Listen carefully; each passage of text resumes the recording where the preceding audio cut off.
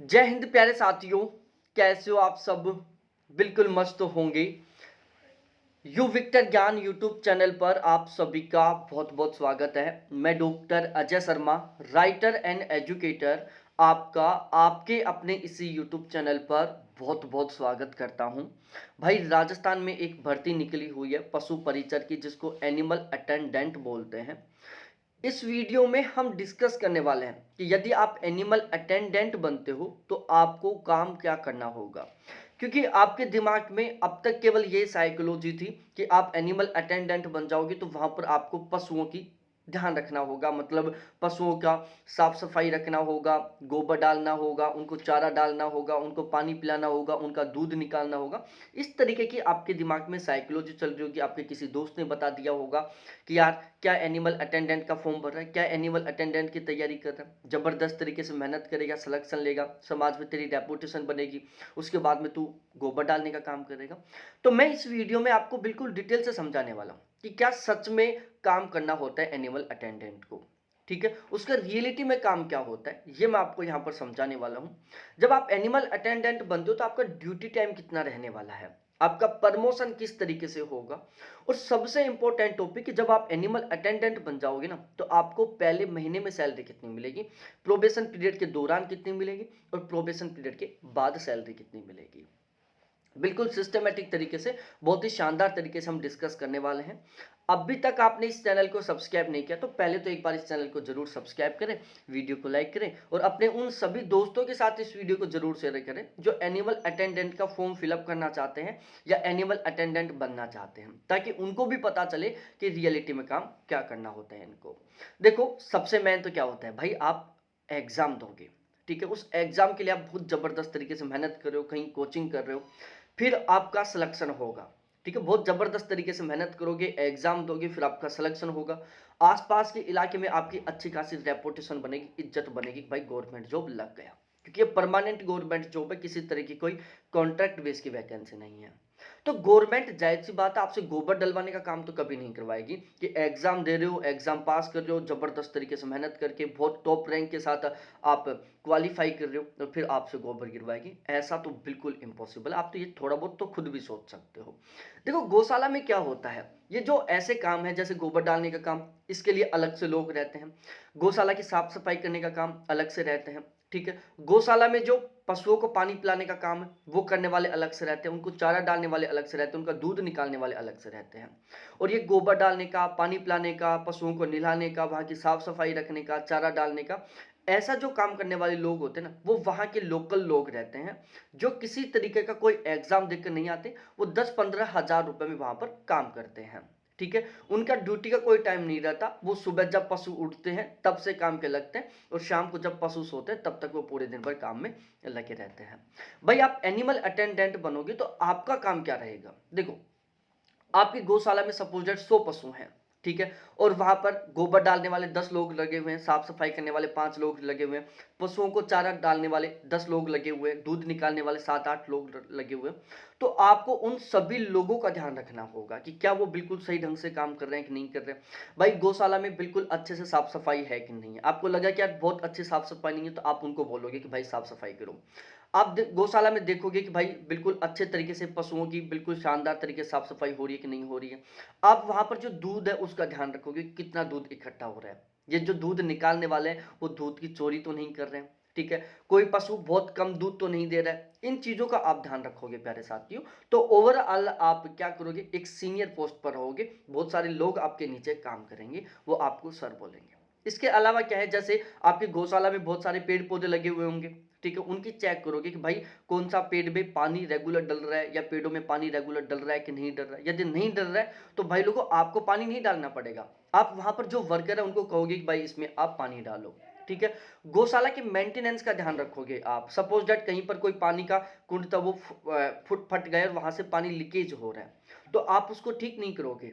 आप वहां पर जो काम करने वाले वर्कर है उनको बोलोगे कि यार इस बाउंड्री को ठीक करवा ताकि ये पानी बाहर ना निकले। ठीक है, आप चारे का ध्यान रखोगे कि भाई पशुओं के लिए पर्याप्त चारा उपलब्ध है या नहीं है। यदि चारा पर्याप्त मात्रा में उपलब्ध नहीं है तो इसकी सूचना आप आगे ऑफिसरों को दोगे कि भाई हमारी गौशाला में चारा कम होने वाला है, आप यहाँ पर चारा पहुंचाओ। ठीक है। फिर जो वहाँ पर लोकल वर्कर है वो उस चारे को लेकर आने का काम करेंगे, ठीक है। तो एक तरीके से मैं कहूँ तो प्यारे साथियों, आपको वहाँ पर रिकॉर्ड रखने का काम करना होगा, वहाँ पर आपको एक सीनियर की तरह काम करना होगा, ठीक है। उस पूरी गौशाला का आपको ध्यान रखना होगा कि वहाँ पर सब कुछ बिल्कुल सिस्टमैटिक तरीके से और ठीक ठाक तरीके से हो रहा है कि नहीं हो रहा है, ठीक है। आपको पशुओं का ध्यान रखना होगा कि कौन सा पशु बिल्कुल स्वस्थ है, कौन सा पशु बिल्कुल बीमार है। यदि कोई पशु बीमार है तो उसकी सूचना आपको वहां पर जो वेटनरी का डॉक्टर काम कर रहा है उसको देनी होगी कि सर ये जो पशु है वो बीमार है, 4 दिन से चारा नहीं खा रहा, आप इसका इलाज करो। फिर वो डॉक्टर उसका इलाज करेगा, ठीक है। तो इस तरीके से आपका जो काम है वो बिल्कुल ठीक ठाक रहेगा, कोई खराब काम नहीं रहेगा आपको, ठीक है। आपको ऐसा कोई काम नहीं करना पड़ेगा जिससे आपकी ऐसा लगे कि यार हम एग्जाम देकर ये काम कर रहे हैं, कभी ऐसा महसूस नहीं होगा प्यारे साथियों, ठीक है। तो ये सारे आपने काम अच्छे तरीके से समझ लिए होंगे। ड्यूटी टाइम की मैं बात करूं तो प्यारे साथियों, गर्मियों के मौसम में जो आपकी ड्यूटी है वो 8 बजे से लेकर और 2 बजे तक होगी, ठीक है। 8 बजे जाओगे, 2 बजे वापस आ जाओगे। सर्दियों में आपकी जो ड्यूटी है 9 बजे से 3 बजे तक रहेगी। आपकी जो ड्यूटी है वो आपकी नियर लिस्ट रहेगी, आपके आसपास जो भी गौशाला है ना उसमें आपकी ड्यूटी रहेगी, ठीक है। तो भाई आपकी जो नजदीकी गौशाला है उसमें ड्यूटी है, तो आप खुद समझ सकते हो कि कितना स्मूथ और कितना सही ढंग से आपका काम होने वाला है, ठीक है। उसके बाद में एक पेपर के माध्यम से आपका यहाँ पर सिलेक्शन हो जाएगा। उसके बाद में आपका एक प्रमोशन होगा, ठीक है। जो एनिमल अटेंडेंट होता है उनका केवल एक ही प्रमोशन होता है और वो होता है लाइव स्टॉक इंस्पेक्टर के रूप में, ठीक है। आप आज एनिमल अटेंडेंट हो, प्रमोशन लोगे तो आप डायरेक्टली क्या बनोगे, लाइव स्टॉक इंस्पेक्टर बनोगे। और जब आप लाइव स्टॉक इंस्पेक्टर बन जाओगे तो उसके बाद में आपका काम रहेगा आपके आसपास का जो क्षेत्र है उसमें पशुओं की काउंटिंग करना, ठीक है। पशुओं से रिलेटेड यदि कोई महामारी आ रही है, पशुओं से रिलेटेड यदि कोई बीमारी आ रही है तो उसके लिए लोगों को जागरूक करने का आपको काम होगा, ठीक है। तो जब आप लाइव स्टॉक इंस्पेक्टर बन जाओगे तो एक बहुत ही अच्छी खासी जॉब है, बहुत अच्छा खासा ग्रेड पे की जॉब होती है ये, लगभग 4200 ग्रेड पे की जॉब होती है, बहुत ही शानदार वाला सीन हो जाएगा उसके बाद, ठीक है।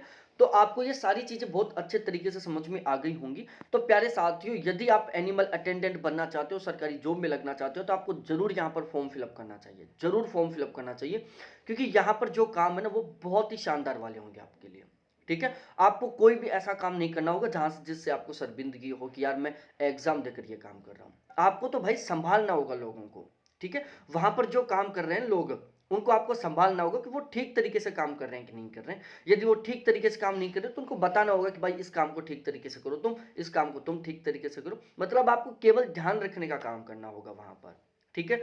आपको जैसे सपोज दैट गौशाला के बाहर 5 पशु बाहर घूम रहे हैं, ठीक है।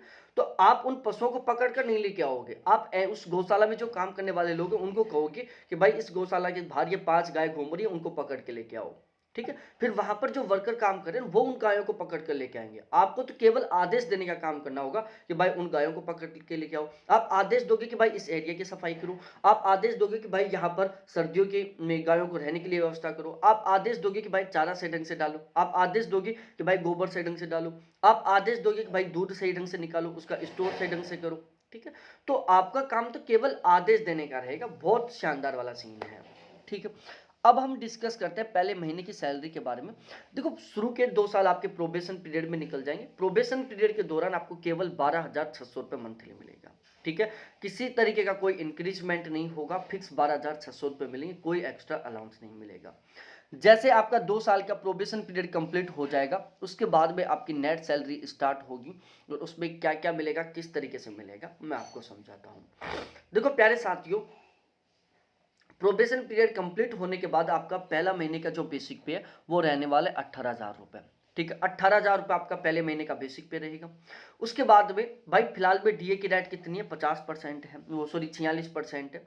लेकिन जब तक प्रोबेशन पीरियड कंप्लीट होगा तब तक जो आपका डीए लगभग 60% तक पहुंच जाएगा। लेकिन यहाँ पर हम एवरेज 50% लेके चल रहे हैं कि जब तक आपका प्रोबेशन पीरियड कंप्लीट होगा तब तक डीए बढ़कर लगभग 50% हो जाएगा, हम मान के चल रहे हैं। बाकी डीए 60% तक पहुंच जाएगा बिल्कुल आसानी से। तो 9,000 रुपये आपके डीए के हो गए। एचआरए, अब देखो एचआरए डिपेंड करेगा कि आपकी पोस्टिंग कहाँ पर है। जयपुर, जोधपुर, यहाँ जयपुर, अजमेर, कोटा, इन सिटियों में यदि आपकी पोस्टिंग है, जयपुर के सॉरी राजस्थान के टोटल 5 ऐसे जिले हैं जयपुर है, जोधपुर है, अजमेर है, कोटा है। यदि आपकी यहाँ पर पोस्टिंग रहती है तो आपको 18% के अकॉर्डिंग क्या मिलता है, एचआरए मिलता है। और यदि आपकी पोस्टिंग गांव में रहती है तो आपको 9% के अकॉर्डिंग एचआरए मिलता है। अब एचआरए के मामले में एक रूल और बना हुआ है कि जब तक डीए 50% से कम रहेगा ना, तब तक आपको 9% और 18% के अकॉर्डिंग एचआरए मिलेगा। जैसे डीए 50% या उससे ज़्यादा चला जाएगा ना, तो आपका जो एचआरए वो 10% और 20% हो जाएगा। ठीक है, तो जैसे सपोज दैट आप जयपुर की किसी गौशाला में काम कर रहे हो तो आपको यहाँ पर फिर 20% एचआरए मिलेगा। और यदि आप बिल्कुल गांव की गौशाला में काम कर रहे हो तो वहां पर आपको 10% एचआरए मिलेगा। हमने यहाँ पर 10% के अकॉर्डिंग कैलकुलेट किया तो 3600 रुपये आपके एचआरए के, सॉरी 20% के अकॉर्डिंग कैलकुलेट किया तो 3600 रुपये एचआरए के बन गए। ट्रांसपोर्ट अलाउंस के भाई लोगों, आपको घर से गौशाला तक आने के लिए भी परिवहन भत्ता मिलेगा, जिसमें आपको 1510 रुपये मिलेंगे। डी के आपको 755 रुपये मिलेंगे। इसके अलावा आपको छोटे छोटे और अलाउंस मिलेंगे, उसका लगभग आपको 1500 रुपये अमाउंट मिलेगा। ठीक है, और ध्यान रखना प्यारे साथियों, एक तरीके से एचआरए तो आपको बिल्कुल फ्री का मिलेगा, क्योंकि आपकी जो पोस्टिंग होगी ना वो गौशाला के आपके जो नियर बाई, ठीक है, आप जहां के रहने वाले हो ना उसके नियर बाई जो गौशाला है ना उसी में आपकी पोस्टिंग रहेगी। तो भाई ऐसी जॉब है, 2 बजे तक गर्मियों में ड्यूटी करो, तुरंत घर पर जाओ, मस्त तरीके से फैमिली के साथ टाइम स्पेंड करो, दूसरे दिन 8 बजे आ जाओ। ठीक है, सर्दियों में भाई 3 बजे आपकी छुट्टी हो जाएगी, 3 बजे के बाद में जाओ और सुबह 9 बजे तक मस्त तरीके से फैमिली के साथ टाइम स्पेंड करो। ठीक है, तो इस तरीके से आपकी टोटल ग्रोस सैलरी बन जाती है प्यारे साथियों पहले महीने की लगभग 34,365 रुपये। सबसे कम है, इससे ज्यादा ही रहने वाली है, यह आपको ध्यान में रखना है। ठीक है, क्योंकि यहां पर हमने डीए 50% के अकॉर्डिंग कैलकुलेट किया, जबकि रियलिटी में 2 साल में डीए लगभग 60% तक पहुंच जाएगा। ठीक है, उसके बाद में आपके कुछ कटौतियां होंगी, जैसे ECPENF कटेगा 2634 रुपये का। तो ये जो 2634 रुपये कट रहे हैं जस्ट डबल होकर आपको वापस मिल जाएंगे जब आप रिटायरमेंट लेकर आओगे। RGHS के आपके प्यारे साथियों 450 रुपये कटेंगे। ये RGHS है, RGHS। ठीक है, ये 450 रुपये महीने की कटेंगे। इसमें आपको और आपकी पूरी फैमिली को बिल्कुल फ्री मेडिकल फैसिलिटी प्रोवाइड करवाई जाएगी। टोटल कटौती होगी प्यारे साथियों 3084 रुपये की। अब हम सबसे मेन डिस्कस करते हैं कि आपकी नेट सैलरी कितनी रहेगी जब आप एनिमल अटेंडेंट बन जाओगे, पशु परिचर बन जाओगे।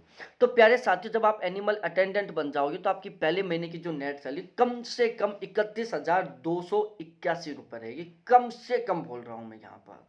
ठीक है, इसमें सैलरी में इंक्रीजमेंट किस तरीके से होगा, तो प्यारे साथियों जो आपका बेसिक पे ये हर साल 2-3% बढ़ेगा। ठीक है, हर साल आपका 3% तो बेसिक पे बढ़ेगा। डीए साल में 2 बार बढ़ेगा, एक बार तो जनवरी में बढ़ेगा और एक बार जून जुलाई में बढ़ेगा।